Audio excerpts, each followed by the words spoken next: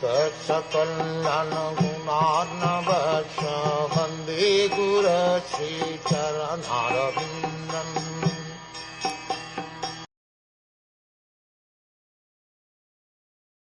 I did not know your full glories.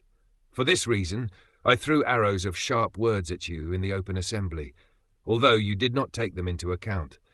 I was going down to hell because of my disobedience to you, who are the most respectable personality, but you took compassion upon me and saved me by awarding punishment. I request that you be pleased by your own mercy, since I cannot satisfy you by my words. As usual, a devotee in an adverse condition of life accepts such a condition to be the mercy of the Lord.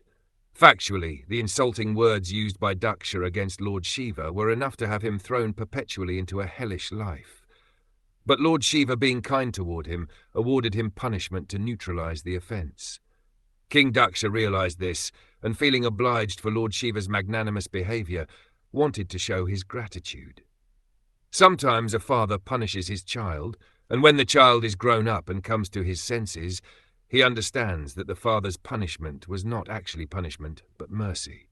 Similarly, Daksha appreciated that the punishment offered to him by Lord Shiva was a manifestation of Lord Shiva's mercy.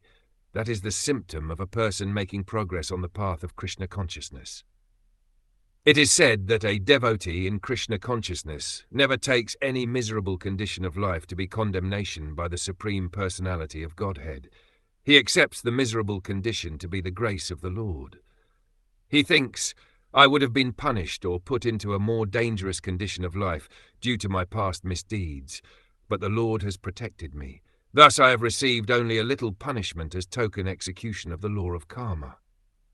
Thinking of his grace in that way, a devotee always surrenders to the Supreme Personality of Godhead more and more seriously, and is not disturbed by such so-called punishment.